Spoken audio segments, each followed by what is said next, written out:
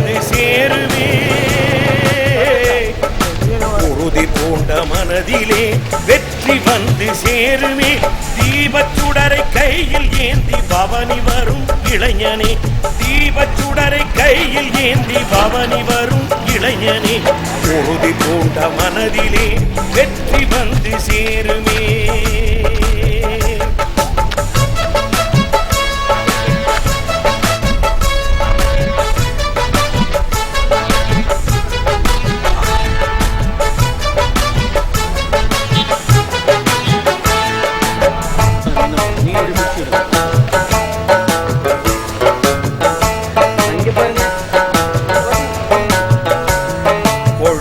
விட்டு எரியுமே இறுதி வரை தீபமே, கொழுந்து விட்டு எரியுமே இறுதி வரை தீபமே. யாத்திரையும் தொடருமே லட்சியத்தை அடையுமே, யாத்திரையும் தொடருமே லட்சியத்தை அடையுமே.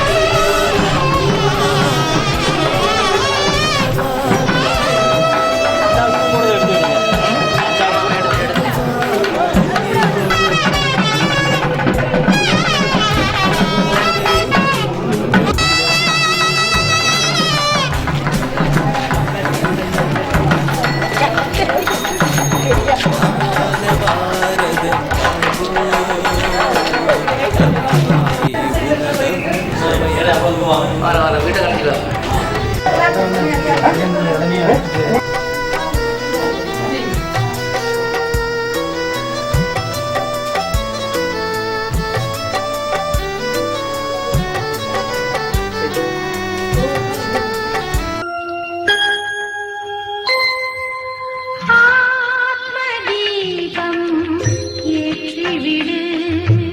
அஞ்ஞான இருள் தன்னை அகற்றிவிடு.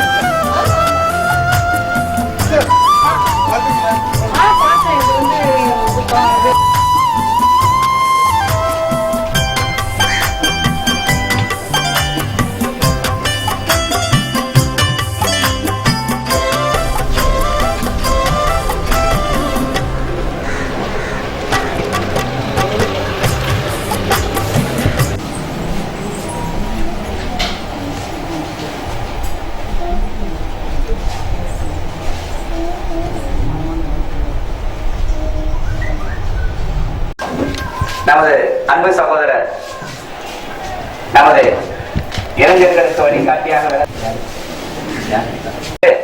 சிவஞானத்தின் தாத்தா அவர்கள் மாதவன் மணி ஐயா அவர்கள் சார்பை அணிவித்து வரவேற்பு செய்கின்றார். மாதாஜி அவர்கள் நமது சாதாக்குடி பஞ்சாயத்து தலைவரி ரோகிணி ஐயப்பன் அவர்களுக்கு சால்வை அணிவித்து வரவேற்பும் கௌரவம் செய்கின்றார்கள். நன்றி. முத்துப்பிள்ளை சகோதரர் அவர்கள் நமது மேனேஜர் அவர்களுக்கு சால்வை அணிவித்து சிவகுமார் பிரதர் அவர்களுக்கு சால்வை. வாகனம் ஓட்டுவதாக இருந்தாலும் முகம் சுளிக்காமல் அந்த பணியை செவ்வனம் செய்யக்கூடிய அழகு லட்சுமணன் அவர்களுக்கு சால்வை அணிவித்து அசிஸ்டன்ட் மேனேஜர் உதவி மேனேஜர் அவர்களை கௌரவப்படுத்துகிறார். நன்றி. தூதுக்குழு யாத்திரை எதற்காக தோற்றுவிக்கப்பட்டது, என்னென்ன பணிகளை இந்த இளைஞர்கள் செய்து கொண்டிருக்கின்றார்கள், நாள் முழுவதும் அவர்களுடைய பணி என்னவாக இருக்கின்றது, இதனுடைய நோக்கம், இதை பற்றியெல்லாம் நமக்கு விளக்கமாக கூற நமது அன்பிற்குரிய சகோதரி பிரம்மகுமாரி உஷா அவர்கள், இவர்கள் கேரளா மாநிலத்தில் அடூர் கிளை நிலையத்தில் பொறுப்பு சகோதரியாக இருக்கின்றார். தமிழகத்தில் பல இடங்களில் மிக சிறப்பாக பணியாற்றிவிட்டு தற்போதும் அந்த கேரளாவில் நிறைய பேர்களை பரமாத்மாவுடைய தொடர்பில் வரவைத்துக் கொண்டிருக்கக்கூடிய சேவையை செய்து கொண்டிருக்கின்றார்கள். கடந்த 30 ஆண்டுகளாக தனது வாழ்க்கையை ஈஸ்வரிய சேவையில் அர்ப்பணித்து ஆன்மீக பணி செய்து கொண்டிருக்கின்றார்கள். அவர்கள் மூலமாக இந்த யாத்திரையை பற்றிய விளக்கங்களை நாம் தெளிவாக அறிந்து கொள்வோம். சகோதரி பிரம்மகுமாரி உஷா அவர்கள். யாருக்கெல்லாம் இந்த பிரம்மா குமாரிகள் இயக்கத்தை பத்தி தெரியாது, கொஞ்சம் கை தூக்குங்களேன். தெரியாதவங்க எல்லாருக்குமே யார் யாரு இங்க சொல்லி தரக்கூடிய 7 நாள் பாடம் கேட்டிருக்கீங்க?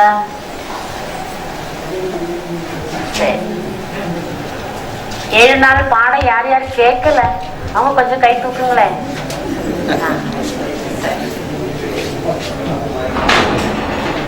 உங்களுக்காக தான் இப்ப நம்ம அங்க மாடி மேல விளக்கேற்றி ஆரம்பிச்சு வந்திருக்கோம்.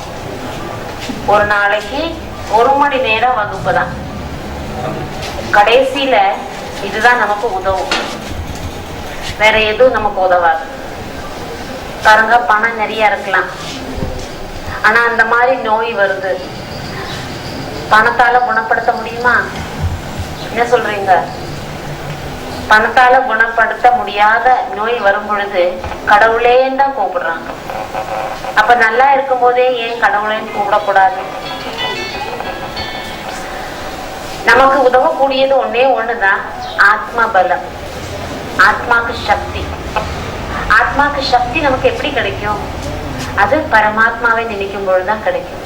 ஆனா பரமாத்மாவை நினைக்கணும்னா அது பரமாத்மா யாருன்னு தெரியணும் இல்லையா? இப்ப பரமாத்மா யாருன்னு தெரியறதுக்கு முன்னாடி நான் யாருன்னு தெரியணும் இல்லையா?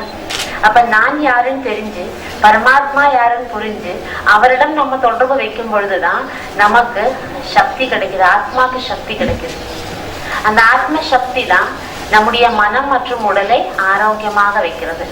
பாருங்க, பெரிய பெரிய ஆஸ்பத்திரியில கூட கோயில் இருக்கும் இல்லையா? கடவுளுக்கும் ஒரு உருவத்தை வச்சிருக்காங்க இல்லையா? அவங்க டாக்டர் கூட என்ன சொல்றாங்க? ஐ ட்ரீட் காட் கியூர்ஸ் தான் சொல்றாங்க. கடவுள் தான் சரி பண்ண முடியும் உங்க நோயை, எனக்கு என்ன பண்ண முடியும்? மருந்து மாத்திரை தான் கொடுக்க முடியும், ஆப்ரேஷன் பண்ண முடியும். அதே மாதிரிதான் ஸ்கூல்ல பிள்ளைங்க படிக்கிறாங்கன்னா கூட கடவுளை வேண்டிக்கோங்கிறாங்க. ஒரு வேலைக்கு போனா கூட கடவுளை வேண்டிக்கோங்கிறாங்க. ஏதாவது ஒரு நல்ல காரியத்துக்கு போனா கூட சாமி கும்பிட்டுட்டு போங்கன்னு சொல்றாங்க. அப்போ ஒண்ணு முதல்ல இருந்து எதை செஞ்சாலும் கடவுளை வேண்டிக்கோங்கன்னு சொல்லும் பொழுது மேல ஒரு சக்திக்கு தான் எல்லாமே செய்ய முடியுங்கிறது நமக்கு தெளிவா தெரியுது இல்லைங்களா? ஆனா கடவுளை நினைக்காதவங்க நம்ம யாருமே இல்லை. நம்ம பாரத நாட்டினுடைய பண்பாடு என்ன இருக்குன்னா, குழந்தையில இருந்தே நீங்க கடவுளை நினைங்க, கடவுளை நினைங்க, கடவுளை நினைங்கன்னு சொல்லி தராங்க. ஆனா கடவுள் யாருன்னு தெரிஞ்சுட்டு நினைச்சோம்னு வச்சுக்கோங்களேன், நமக்கு கூடுதல் நல்ல நிறைய பிராப்தி கிடைக்குது, அதுக்கு பலன் கிடைக்குது.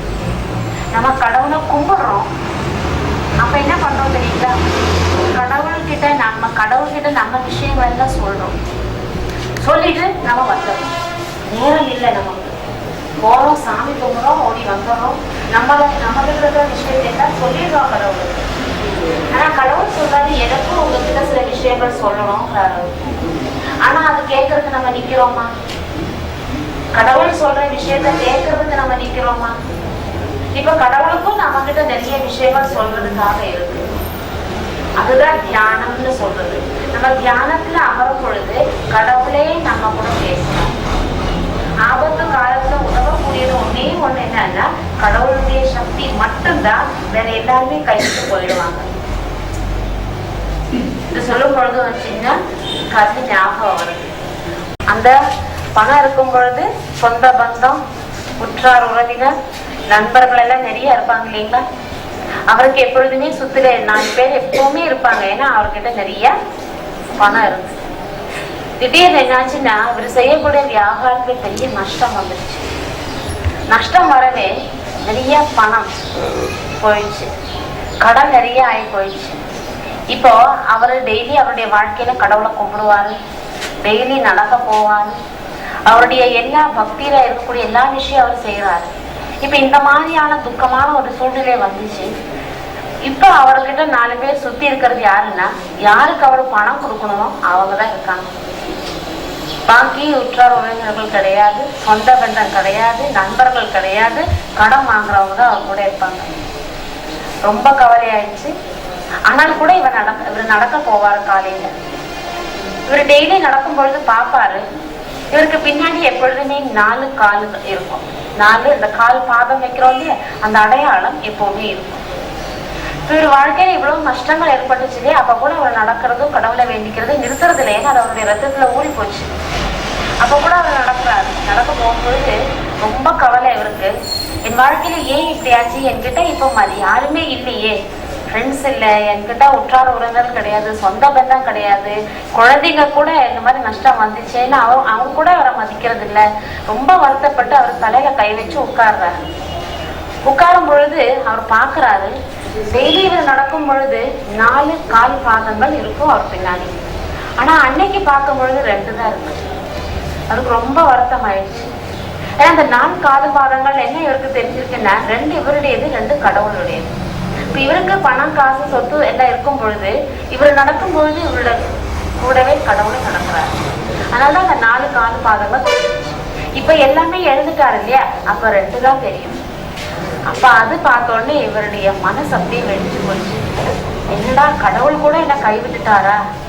பணம் இல்லைன்னா கடவுள் கூட என் கூட இல்லையா? தினமும் நான் 4 கால் பாதங்கள் பார்ப்பேன், ஆனா இன்னைக்கு 2 தான் இருக்கு. அப்ப கடவுள் விட்டுட்டாரு, என்னுடைய பாதங்கள் தானே தெரியுது அப்படின்னு.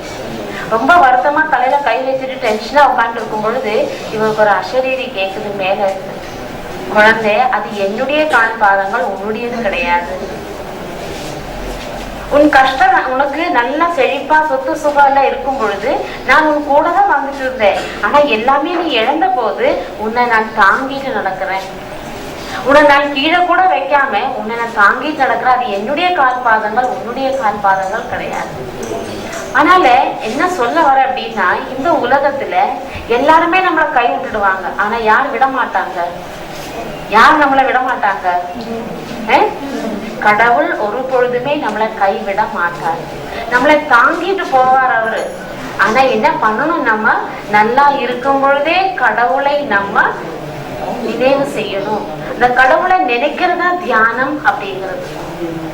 இது கேரண்டி கொடுக்கறவங்களுக்கு எல்லாருமே போனாலும் யார் போக மாட்டாங்க நம்மளை விட்டு. ஒரு பொழுதுமே கடவுள் நம்மளை விட்டு போக மாட்டாங்க. ஏன்னா அவர் யாரு? கடவுள், மனிதன் கிடையாது. இதுதான் மனுஷனுக்கும் கடவுளுக்கும் இருக்கக்கூடிய வித்தியாசம். நமக்கு கஷ்ட நஷ்டங்கள் வரும் பொழுது நம்மளை தாங்கி பிடிக்கிறதுக்காக தயாரா இருக்கக்கூடியவர் யாருன்னா ஒரே ஒரு இறைவன் தான். அவரை நீங்க முழுக்கமா பிடிச்சுக்கோங்க, அவரை நல்லா கட்டியா பிடிச்சுக்கோங்க.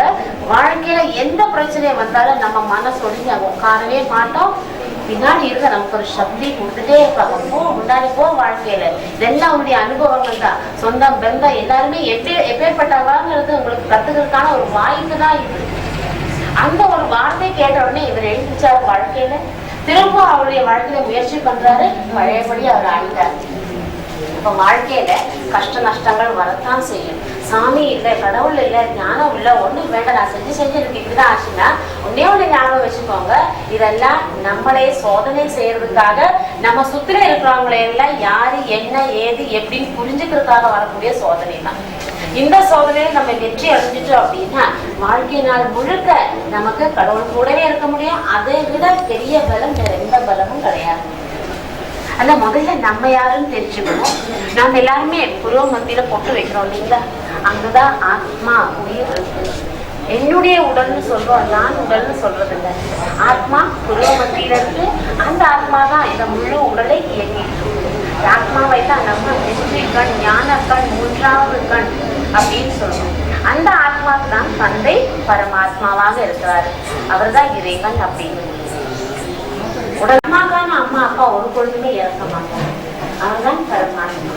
அஜென்மா அக்கா அபோக்தான்னு சொல்லுவோம். அஜென்மா அப்படின்னா ஜென்ம மரண சக்கரத்துல வருது. அபோக்தா அப்படின்னா அவர் எதுவுமே பாவம் புண்ணிய கஷ்ட நஷ்டம் எதுவுமே அவர் அனுபவிக்கிறது இல்லை. அக்கா அப்படின்னா அவரு கர்மங்கள் செய்யறது இல்லை, காரியங்கள் செய்யறது. ஆனா அவரு செய்திப்பவர். அந்த இறைவன் யார் அப்படின்னா ஒளி புள்ளி வடிவமாக இருக்காரு. அவரைத்தான் நாம் சதா சிவன் சொல்றோம். சிவன் அர்த்தம் சவம் ஆகாதவர், ஒரு பொழுது இறந்து போக மாட்டாரு. அதனாலதான் சிவன் கோயில சிவலிங்கத்தை வச்சு பூஜை பண்றோம். அவர் இந்த உலகத்துக்கு வந்து என்ன பண்றாருன்னா தன்னுடைய 3 காரியங்களை செய்யறாரு: படைத்தல், காத்தல், அழித்தல். அதனால சிவலிங்கத்துல 3 கோடு போட்டிருக்காங்க. நடுவுல ஒரு பொட்டியே வைக்கிறாங்க. அப்படின்னா நான் ஒளியாக இருக்கேன். அந்த சதா சிவனை நாம் மனதார நினைப்பதான் ராஜயோகம். அந்த ராஜயோகத்தினுடைய கிளாஸ் தான் உங்களுக்கு இந்த மாடியில எடுக்க போறாங்க. இந்த நேரம் அதெல்லாம் என்னன்னு சொல்லி தருவாங்க. ஒன்னே ஒன்று ஞாபகம் வச்சுக்கோங்க, இந்த சக்தி மட்டும்தான் நமக்கு வரும், வேற எந்த சக்தி நம்ம கூட வராது. நம்ம உடலை விட்டு உயிர் போகும்போது கையில ஒண்ணும் கொண்டு போறது இல்லையா? ஆனா பிறக்கும் போது என்ன கொண்டு வரோம்? சின்ன குழந்தைங்க பிறக்கும் போது கையில் முடிவு தானே பிறக்குறாங்க. எதுக்காக அப்படி? நான் என்னுடைய கர்மத்தை எடுத்துட்டு வந்திருக்கேன். ஆனா போகும் பொழுது கண்ணுக்கு தெரியக்கூடிய எதுவுமே நான் கொண்டு போறதில்லை. நான் கொண்டு போறது ஒன்னே ஒண்ணு, இதுதான் நான் செய்த பாவம் புண்ணியம் மட்டும்தான். அதை நம்ம நல்லா உணரணும். உணர்ந்து இனி இருக்கக்கூடிய வாழ்க்கையாவது ஆத்மாக்காக ஏதாவது செய்யுங்க. வாழ்க்கையை கொஞ்சம் திரும்பி பாருங்க. நம்ம இத்தனை நாள் யாருக்காக வாழ்ந்தோம்? ஒண்ணு நமக்காக வாழ்ந்தோம், படிச்சோம், நிறைய நம்ம பேர்ல சொத்து வாங்கணும், நகை நட்டு வாங்கணும், வேலை வாங்கணும். சரி, அதுக்கப்புறம் யாருக்காக வாழ்ந்தோம்? நம்ம கூட பிறந்தவங்களுக்காக, அம்மா அப்பாக்காக வாழ்ந்தோம். அதுக்கப்புறம் யாருக்காக வாழ்ந்தோம்? வாழ்க்கை துணைவி அல்லது துணைவன், அதுக்கப்புறம் குழந்தைங்களுக்காக வாழ்ந்தோம். நமக்காக நம்ம வாழ்ந்தோமா? நமக்காக வாழ்ந்தோம் அப்படின்னா நம்ம போகும்போது அதை எடுத்துட்டு போகணும். நம்முடைய வாழ்க்கையில இதுவரை நமக்காக நம்ம எதுவுமே செய்யல. அப்படியே நம்ம செஞ்சுட்டாலே இந்த உடலுக்காக தான் செஞ்சிருக்கோம். சாப்பிடுறது உடலுக்காக, குளிக்கிறது உடலுக்காக தான். ஆனா ஆத்மாக்காக எதுவும் செய்யல. அப்படியே ஆத்மாக்காக செஞ்சோம்னா கோயில போய் சாமி கும்பிட்டுருப்போம். அங்க கூட என்ன சொல்றோம், நம்ம கடவுள்கிட்ட போய் என்ன சொல்றோம், கடவுளே நான் நல்லா இருக்கணும், என் வீடு நல்லா இருக்கணும், குழந்தை குட்டி நல்லா இருக்கணும், ஆரோக்கியமா இருக்கணும், இதுதான் நம்ம வேண்டிக்கிறோம். ஆனா என்னைக்காவது நம்ம கடவுள்கிட்ட சுயநலம் இல்லாத ஏதாவது சொல்லியிருப்போமா? கோயில் ஒரு அர்ச்சனை பண்ணா கூட நம்ம யார் பேருக்கு பண்றோம்? நம்ம கடவுளுக்கு பண்றது கூட யார் பேருக்கு பண்றோம்? நம்ம பேருக்கு தான் பண்றோம். பிறந்த நாள் அந்த நாளுக்கு தான் நம்ம பண்றோம். தன்னலம் இல்லாம நம்ம கடவுளுக்கு எதுவுமே எல்லாத்துலயுமே நம்ம ஒரு சுயநலம் வச்சிருக்கோம். ஆனா பிரம்மா குமாரிஸ் என்ன சொல்லி தராங்க அப்படின்னா, நீங்க ஆத்மாக்காக பண்ணுங்க, அதுதான் உங்களோட வருது. ஆத்மாக்காக பண்ணுங்க, அதுதான் உங்களுடைய பாக்கியம், அதுதான் உங்களுடைய பிராப்தி, அதுதான் உங்க கூட வருது. பாக்கி எல்லாமே நம்ம இந்த உலகத்தை விட்டுட்டு போறோம். இது கண் கண்ட உண்மை. போறவங்க யாராவது ஏதாவது எடுத்துட்டு போயிருக்காங்களா? யாராவது கூட்டிட்டு போயிருக்காங்களா? இந்த கண் கண்ட உண்மையை நம்ம தெரிஞ்சுட்டு இனியும் இந்த பொய்யான உலகத்துல நம்ம இதுதான் உண்மைன்னு வாழ்ந்துட்டு இருக்கோம் அப்படின்னா நம்மளை விட பெரிய முட்டாள் யாராவது இருக்காங்களா? அதனால நீங்க யாரும் சன்னியாசி ஆக வேண்டாம். வீடு வாசல் கவனத்தை எங்கேயும் போக வேண்டாம். நம்ம சகோதரிகள் வருவாங்க. எவ்வளவு வேலை இருந்தாலும் அந்த 1 மணி நேரம் வந்து இந்த வகுப்பை கேளுங்க. உங்களுடைய வாழ்க்கையை மிக உயர்ந்த வாழ்க்கையா மாத்துங்க. அதுதான் நமக்கு கிடைக்கக்கூடிய மிகப்பெரிய பாக்கியம். வேற எதுவுமே உங்களுக்கு பாக்கியம் நீங்க செய்யும் பொழுது உங்களுக்கு அனுபவபூர்வமா தெரியும். சிவத்தை பார்க்க சொன்னால் சவத்தை பார்க்காதீர்கள், உங்கள் உயிர் தந்தையாகிய சிவனை பாருங்கள், உங்கள் மனக்கண்ணால் பாருங்கள் என தெளிவாக எடுத்துரைத்தார்கள் நமது சகோதரி. அவர்களுக்கு நன்றியை தெரிவித்துக் கொள்வோம். இப்போது இந்த யாத்திரை கடந்த 14 நாட்களாக திருநெல்வேலியில் கிராமந்தோறும் நகரந்தோறும் சென்று பல பணிகளை செய்து வந்து கொண்டிருக்கின்றது. அந்த பணிகளுடைய என்ன ரிசல்ட் என்பதை பற்றி நம்முடைய அன்பிற்குரிய நமது யாத்திரையின் மேனேஜர் சிவகுமார் பிரதர் அவர்கள் நம்மிடம் விளக்கமாக எடுத்துரைப்பார். யாத்திரையானது இன்று இந்தியா முழுவதும் 111 இதே போல யாத்திரை தொடங்கியுள்ளது. இது வந்து செப்டம்பர் 15ஆம் தேதி டெல்லியில் வச்சு டெல்லி சீஃப் மினிஸ்டர் அவர்களால் துவக்கி வைக்கப்பட்டது. பின்னர் செப்டம்பர் 15 நமது மேதகு ஆளுநர் ரோசையா அவர்கள் இதை வந்து துவக்கி வைத்தார்கள். தமிழ்நாட்டில் வந்து மாத்திரம் 14 ரேலிஸ் வந்து தொடங்கியிருக்காங்க. அதில் ஒரு ரேலி திருநெல்வேலி டு கன்னியாகுமரி. இதை கூட வந்து திருநெல்வேலி மேயர் வந்து அவங்க வந்து தொடக்கி வச்சாங்க. ஸோ இந்த மாதிரி ரேலியெல்லாம் எதுக்காக இந்த மாதிரி பண்ணுறாங்க, இல்லை இவங்கெல்லாம் வேலை இல்லாமலையா அப்படி போயிட்டுருக்காங்க அப்படின்னு இல்லை. ஒவ்வொருத்தருமே இதில் வந்து 2 பேர் வந்து சாஃப்ட்வேர் இன்ஜினியராக இருக்காங்க, சிலவங்க வந்து கார்பெண்டராக இருக்காங்க, சிலவங்க பிஸ்னஸ் மேனாக இருக்காங்க, சிலவங்க கவர்மெண்ட் எம்ப்ளாயிஸ் இருக்காங்க, ஒருத்தர் வந்து டாக்டராக இருக்காரு, ஸ்டான்லி மெடிக்கல் காலேஜில் வந்து அசிஸ்டன்ட் ப்ரொஃபஸராக இருந்துட்டு இப்போ தான் ஒரு 2 நாளைக்காக போயிருக்காரு, திரும்ப எகேன் வர போகிறாரு. ஸோ இந்த மாதிரி உள்ளவங்க எதற்காக இந்த மாதிரி வந்து யாத்திரையில் அவங்க ஒரு 20 டேஸ் வந்து தியாகம் பண்ணி லீவ் எடுத்துகிட்டு வராங்க அப்படின்னா இதனுடைய ரிசல்ட்டு எதற்காக அப்படின்னா உலகத்தில் உள்ள இளைஞர்கள் மேலும் உலகத்தினுடைய மக்கள் அனைவருமே நல்ல சுகம் சாந்தியோட வாழணும், அமைதியோட வாழணும், உலக நன்மைக்காக அதற்காகவே இவங்க வந்து இறங்கியிருக்காங்க. அதுக்கு வேற ஒன்றும் இல்லை. எந்த ஆதாரத்தில் இவங்க இறங்கியிருக்காங்க அப்படின்னா தன்னுடைய எண்ணங்கள், நல்ல எண்ணங்கள் மூலமாக நம்ம வந்து உலகத்தை வந்து மாற்ற முடியும் அப்படிங்கிற ஒரு திட நம்பிக்கையோட, இந்த உறுதியோட தான் இன்னைக்கு வந்து இவர்கள் வந்து இந்த யாத்திரையில் வந்து ஈடுபட்டிருக்காங்க. ஸோ அதுவும் இல்லாமல் இவங்க டெய்லி இவங்களுடைய ரொட்டீன் லைஃப் பார்த்தீங்க அப்படின்னா 4 மணிக்கு எழுந்திரிச்சு யோகா பண்ணுறது, அதுக்கப்புறம் எல்லாமே பகவானுடைய மகா வாக்கியங்களை கேட்டுக்கொண்டு இல்லையா, அதுக்கப்புறம் தான் இந்த சைக்கிள் யாத்திரையை வந்து தொடங்குறாங்க. இந்த சைக்கிள் யாத்திரையில் வந்து பார்த்தீங்க அப்படின்னா நம்ம வரக்கூடிய இடத்துலன்னா எங்கெங்க பொதுமக்கள்லாம் இருக்கிறாங்களோ அவங்களுக்கு வந்து இந்த தியானத்தின் மூலமாக நம்மளுடைய நற்பண்புகளை வளர்க்க முடியும், நற்குணங்களை வளர்க்க முடியும், தேசிய ஒருமைப்பாடை கொண்டு வர முடியும் அப்படிங்கிறத வந்து அவங்களுக்கு வந்து வலியுறுத்தி அதை பற்றி உண்டான அவங்களுக்கு வந்து அந்த மெசேஜை நம்ம கொடுத்துட்டு அது மாதிரி இந்த கலியுகத்தினுடைய கடைசியில சொல்றாங்களே எப்பப்போ அதர்மம் தலை தூக்குதோ அப்பெல்லாம் பகவானுடைய அவதாரம் இருக்குது. அதே மாதிரிதான் இப்போ வந்து பகவான் அவதரிச்சிருக்காரு அப்படிங்கிற அந்த மெசேஜையும் நம்ம வந்து கொடுக்குறோம் மற்றவங்களுக்கு. அதுவும் இல்லாமல் பப்ளிக் பிளேசஸ்ல வந்து சிலவங்க வந்து இந்த போதைப் பொருட்களுக்கு அடிமையாகி இன்னைக்கு பார்த்தீங்க அப்படின்னா சின்ன குழந்தைங்கள்ல இருந்து பெரியவங்க வரைக்கும் போதைப் பொருளுக்கு அடிமையாயிட்டு இருக்காங்க. முன்னாடிலாம் ஒரு லெவலுக்கு அப்புறம் தான் வந்து ட்ரக்ஸுக்கு வந்து அடிக்ட் ஆகுறது. ஆனால் இப்போ பார்த்தீங்க அப்படின்னா சின்ன குழந்தைங்கள் கூட இதெல்லாம் பார்க்கும் பொழுது, அப்போ ரீசெண்டாக நம்ம வந்து யாத்திரையில் வரும்பொழுது ஒரு இடத்துல நம்ம தங்கியிருந்தோம், சும்மா ஜஸ்ட் சாப்பாட்டுக்காக. அப்போ அந்த ஓனர், அந்த ஒரு மினரல் வாட்டருடைய ஒரு பிளான்ட் வச்சிருக்காரு, அவருடைய அந்த ஓனர் சொல்றாரு, என்னுடைய பையன் வந்து ட்ரக்ஸுக்கு அடிக்ட் ஆகி வீட்டில் யார்கிட்டையும் பேச மாட்டாங்க. ஆனால் இவருடைய சொத்தெல்லாம் தெரிஞ்சு வச்சுட்டு என்ன பண்ணுறாங்க அப்படின்னா, வேறொரு ஆள் அந்த பையனை வந்து ட்ரக்ஸுக்கு அடிக்ட் பண்ணி அவன்கிட்ட இருந்து ஃபுல்லாக பைசா கறக்கிறது. ட்ரக்ஸ்னா என்னன்னா, இந்த மாதிரி போதைப் பொருளுக்கு அடிமையாகிறதுனால என்ன ஆகுது அப்படின்னா, அவங்கள்ட்ட என்ன சொன்னாலும் அதை அப்படியே வாங்கிட்டு போயிடுவாங்க வீட்டில இருந்து. அந்த மாதிரி ஆகி அவர் ரொம்ப வருத்தப்பட்டு, அப்போ நம்ம அந்த சைக்கிள் ராலி போனப்போ அவர் வந்து ரொம்ப சொன்னார், அவரும் ப்ரேயர் பண்ணிட்டு இருக்கனால எனக்கு கொஞ்சம் இம்ப்ரூவ்மெண்ட் இருக்குது, அதனால தயவு செஞ்சு ப்ரேயர் பண்ணுங்க அப்படின்னு. அதாவது இன்னைக்கு வந்து பணத்தாலேயோ பொருளாலேயோ வேற எதனாலேயோ நம்ம நினைக்கிறோம், இல்லை பணம் இருந்தாச்சுன்னா எது வேணாலும் வாங்கிடலாம், பொருள் இருந்தாச்சுன்னா எது வேணாலும் பண்ணிடலாம். ஆனால் மனிதனுடைய நிம்மதி, அமைதி ஒரு பொழுது வாங்க முடியாது வித்தவுட் ஆன்மீகம், இல்லையா? ஆன்மீகம் இல்லாத மாற்றத்தை வந்து நமக்குளால கொண்டு வர முடியும் அப்படிங்கிற அந்த ஒரு லட்சியத்தோட இந்த இளைஞர்கள் வந்து வந்திருக்காங்க. வர பாதையில அந்த மாதிரி போதைப் பொருளுக்கு அடிமையா இருக்கு, அதனால என்னென்ன விளைவுகள், அதற்கு வந்து என்ன பாதிப்புகள் ஏற்படுது அப்படிங்கிறதையும் இளைஞர்களுக்கு வந்து அவங்க வந்து அந்த எக்ஸ்பிளனேஷன் பண்ணி, படத்தை வந்து எக்ஸ்பிளனேஷன் பண்ணி அவங்களுக்கும் சொல்லிட்டு வராங்க. பொதுமக்களுக்கு தியானத்தின் மூலமாக என்ன பலன் கிடைக்குது, அதெல்லாம் வர வழியிலலாம் மெடிடேஷன் பண்றதுனால இதனுடைய ரிசல்ட் எப்படி இருக்கு அப்படின்னா, எல்லா இடத்துலயும் அந்த அமைதியினுடைய சக்தி வந்து பரவிட்டு இருக்கிறத வந்து நம்மளும் அனுபவம் பண்றோம், பப்ளிக் பொதுமக்களும் அதை அனுபவம் பண்ணிட்டு இருக்காங்க. ஏன்னா இன்னைக்கு எல்லாருமே தேடிட்டு இருக்காங்க ஏதாவது ஒரு வழி கிடைக்காதா அப்படின்னு. ஸோ அதற்கு வந்து நாம வந்து இந்த இளைஞர்கள் கிராமமாக போயிட்டு ஒவ்வொரு பொதுமக்களை சந்திச்சு இந்த மெசேஜ் கொடுக்கும்பொழுது அவங்களுக்கு ரொம்ப ஆர்வமாக இருக்கிறாங்க. சிலவங்க வந்து கண்ணீர் விடுறாங்க, சிலவங்க வந்து கெட்ட பழக்கங்களில் மாட்டிட்டு மேல முடியாம இருந்துட்டு இருக்காங்க. அவங்களுக்கு எல்லாம் நமக்கு இறைவனுடைய தூதுவர்களாக, அமைதி தூதுவர்களாக இந்த இளைஞர்கள் வந்து அந்த சைக்கிள் பிரயாணத்துல ஈடுபட்டு 20 நாட்களாக, அது திருநெல்வேலி டு கன்னியாகுமரி வரும் 100 கிலோமீட்டருக்குள்ள தான்.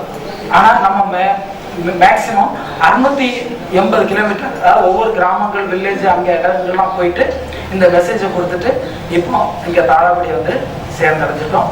அதனால இங்குள்ள அனைத்து மக்களுக்கும் இல்லையா நல்ல உற்சாகமாக வரவேற்பு கொடுத்த நம்ம சிவஞானந்தர் பிளஸ் அவங்களுடைய பரிவாரம், தாராபடி பொதுமக்கள் எல்லாருக்குமாக சைக்கிள் அணியின் பேரணியின் சார்பாக நன்றியும் தெரிவித்துக் கொள்கிறேன். தெரிந்தோம், பிரம்மகுமாரிகள் இயக்கம் என்ன செய்கிறார்கள் என்பதை பற்றியும் சகோதரி மூலமாக தெரிந்தோம். இப்போது இந்த தியானம் எப்படி செய்வது என்பதை பற்றி நம்முடைய அன்பிற்குரிய நாகர்கோயிலின் பொறுப்பு சகோதரி பிரம்மகுமாரி கோகிலா அவர்கள் நம்மை தியானம் செய்ய வைப்பார்கள். கடந்த 25 ஆண்டுகளுக்கு மேலாக வாழ்க்கையை இறைப்பணியில் அர்ப்பணித்துக் கொண்டவர். அவர் மூலமாக இந்த தியானத்தை பற்றி நாம் அறிந்து கொள்வோம். ஓம் சாந்தி. இப்ப சகோதரி பேசும்போது சொன்னாங்க, ஆத்மான்னா என்ன, புள்ளி. அதே போல பரமாத்மா இறைவன் கூட ஜோதீஸ்வர் ரூபமா இருக்கார். நம்ம எல்லாருமே ஆத்மா, நம்ம எல்லாருக்குமே இறைவன் தந்தை, பரமாத்மா பரஞ்சோதி. அப்ப இதை புரிஞ்சிட்டோம் அப்படின்னா நமக்குள்ள இல்ல ஜாதி. அப்ப அந்த ஆத்மா புள்ளி, பரமாத்மா புள்ளி உணர்ந்து செய்யறதுதான் இந்த தியானம். எல்லாருமே கண்ணை திறந்து நீர உட்காந்துட்டு இப்ப நம்ம சொல்றத உங்க மனசுக்குள்ள சொல்லுங்க. எப்படி நான் ஆத்மா, இந்த உடல் அல்ல. நான் ஆத்மா, அழியாதவன், அழிக்க முடியாதவன். நான் ஆத்மா, மின்னக்கூடிய நட்சத்திரமாக இருக்கிறேன். நான் ஆத்மா, சாந்தி ஸ்வரூப ஆத்மா. நான் ஆத்மா, சக்தி ஸ்வரூப ஆத்மா.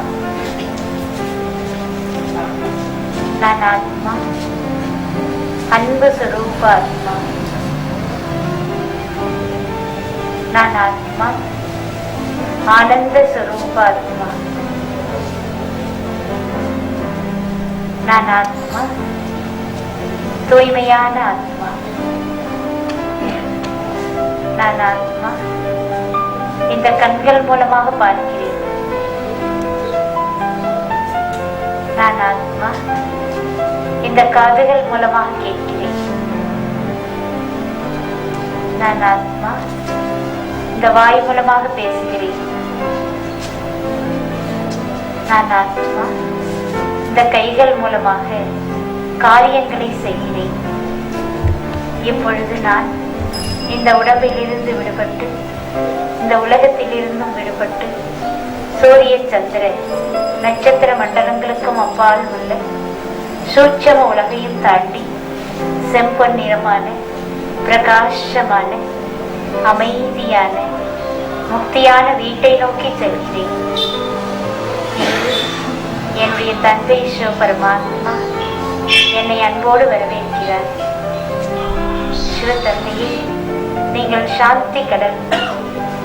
உங்களுடைய குழந்தையாகிய நான் மாஸ்டர் சாந்தி கடலாக இருக்கிறேன். நீங்கள் அன்பு கடல், நான் அன்பு சொரூபமாகி கொண்டிருக்கிறேன்.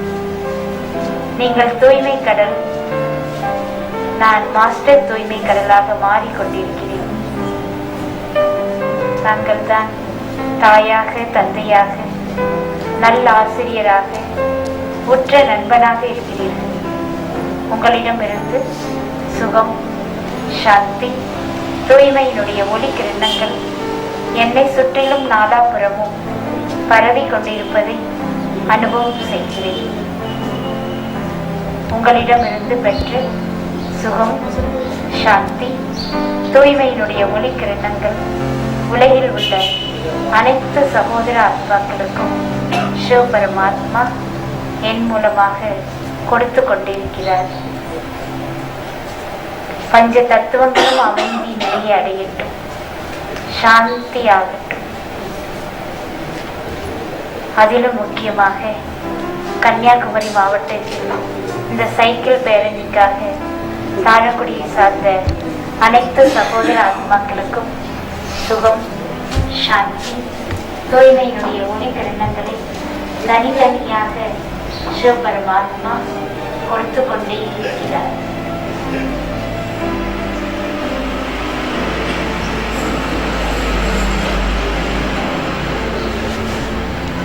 நான் ஆத்மா, இந்த உலக நாடக மேடை நடிப்பதற்கு என்னுடைய தந்தை சிவ பரமாத்மாவுடன் இணையாக, துணையாக, சிவசக்தியாக மெல்ல மெல்ல கீழே இறங்கி வருகிறேன்.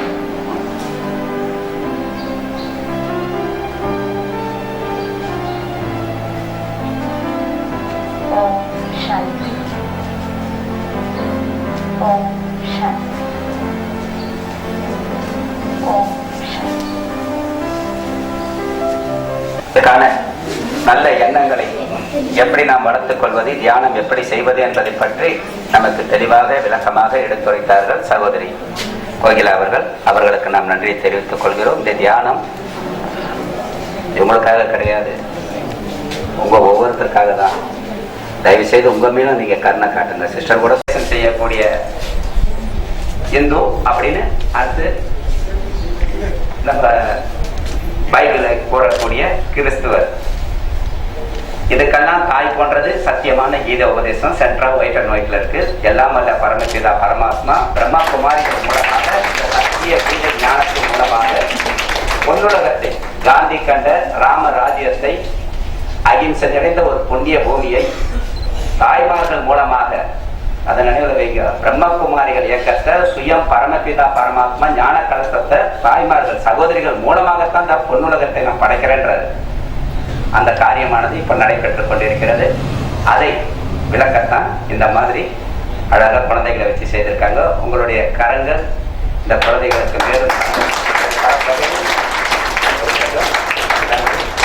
நன்றி.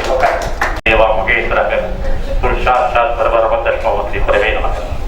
சீரோடு சிறப்போடு நடைபெற்றுக் கொண்டிருக்கின்ற பிரம்மகுமாரிகள் சைக்கிள் பயணத்திற்கு தகுதியோடு தலைமையேற்று நடத்தி கொண்டிருக்கின்ற பிரம்மகுமாரிகள் சபைகளுடைய தலைவர்களை, சக நண்பர்களே,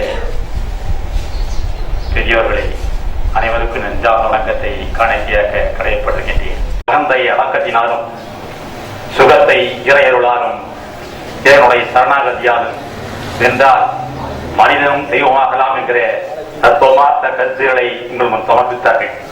உள்ளம் பெருங்கோவில், ஊனுடம்பு ஆலயம், தெல்ல தெரிந்தோர்க்கு சிவனே சிவலிங்கம், கள்ள பொல்மைந்தும் காலா மணிவிளக்கு என்பார் திருமூலர். அதுபோன்று இன்றைக்கு உள்ளத்தில் உள்ளானடி சிவன் எங்கிருக்கிறான்னு கேட்டால் பெரிது பெரிது புவனம் பெரிது, புவனமோ நான்முகன் படைப்பு, நான்முகனோ கரியமால் உந்தியில் பிறந்தோ, கரியமாலோ அலைகடலில் துய்ந்தோ, அலைகடலோ குருமுனிவன் வாயுள்ளடக்கம், குருமுனியோ கலசத்தில் பிறந்தோ, கலசமோ புவியில் சிறுமண், புவியோ ஆதிசேடன் ஒருதலை பாரம், ஆதிசேடனோ உமையவள் ஒரு சிறுவரல் மோதிரம், உமையவளோ இறைவனுடைய உருவாகம் ஒடுக்கம், இறைவனோ தொண்டர்கள் தாக்கம் என்று சொல்வார்கள்.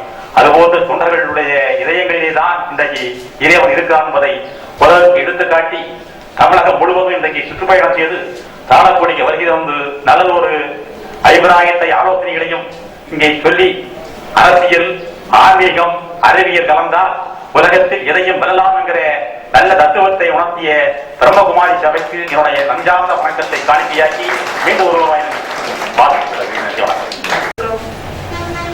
பிரம்மகுமாரி இயக்கத்தின் சிஸ்டர்ஸ் அண்ட் பிரதர்ஸ் மற்றும் ஊர் மக்கள் அனைவருக்கும் முதலில் மாலை கண் வணக்கத்தை தெரிவித்துக் கொள்கிறேன். இங்கு வந்திருக்கின்ற அனைவரும் பல அரிய கருத்துக்களை உங்களிடம் பகிர்ந்து கொண்டார்கள். மேலும் எங்களுக்கு நான் சிறியவர் என்பதால் எனக்கு மேலும் இங்கு வந்திருக்கின்ற இந்த இளைஞர் சைக்கிள் பேரணி அனைவருக்கும் எங்களது தலக்குடி ஊர் மக்கள் சார்பாக இந்த பயணம் வெற்றி பெற எங்களுடைய வாழ்த்துக்களை மனப்பூர்வமாக தெரிவித்துக் கொள்கிறோம்.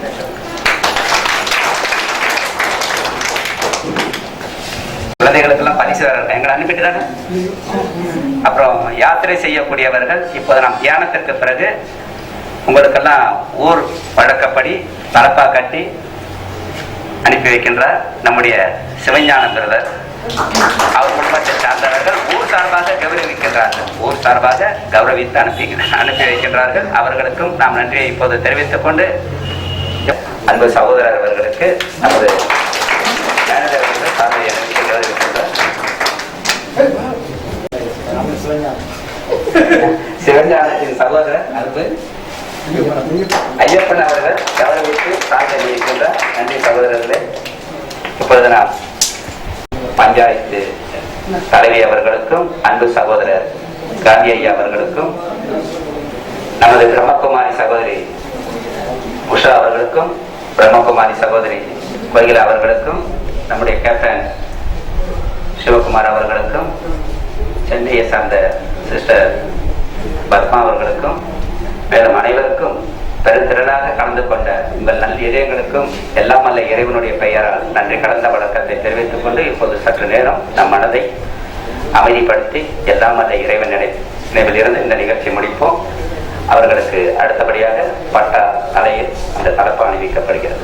இறை நினைவு பரிசு கொடுத்து கௌரவிக்கின்றார்கள் தலைவர் காந்தி ஐயா அவர்களுக்கும் நம்முடைய உஷா சகோதரி அவர்கள் ரோகிணி ஐயப்பன் சகோதரி அவர்களுக்கும் பரமாத்மா உடன்விடும் ஜோதியாக விளங்கக்கூடிய படத்தை வழங்கி பாபா நன்றி பாபா, இங்கு செய்வதெல்லாம் நீதான் பாபா. பாபா நன்றி பாபா, செய்ய வைப்பதெல்லாம் நீதான் பாபா. நீ நினைத்தால் முடியாதது எதுவும் இல்லை, உன் கையை நாங்கள் என்றும் விடுவதில்லை. சிவா பாபா நன்றி பாபா, இங்கு செய்வதெல்லாம் நீதான் பாபா. பாபா நன்றி பாபா, செய்ய வைப்பதெல்லாம் நீதான் பாபா. நன்றி பாபா நன்றி பாபா, எல்லாம் தந்தது நீதான் பாபா. நன்றி நன்றி நன்றி பாபா.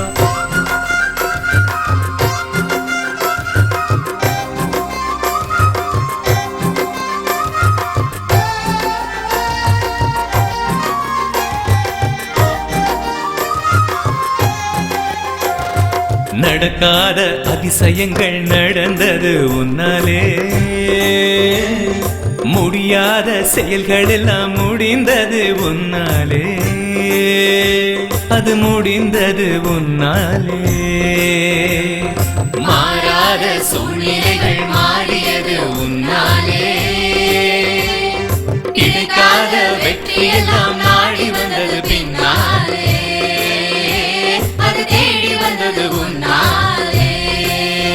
சிவ பாபா நன்றி பாபா, இங்கு செய்வதெல்லாம் நீதான் பாபா. செல்வோமே செல்வோமே செல்வோமே,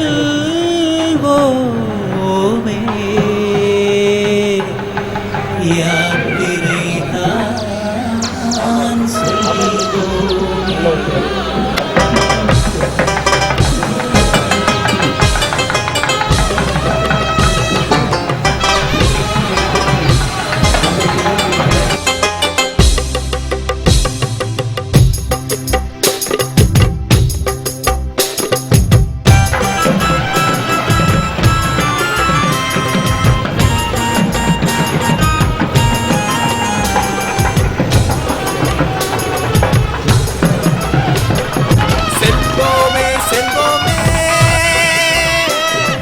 யாத்திரை தான் செல்வோமே,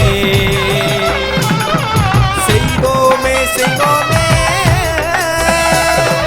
உலகம் மாற்றம் செய்வோமே.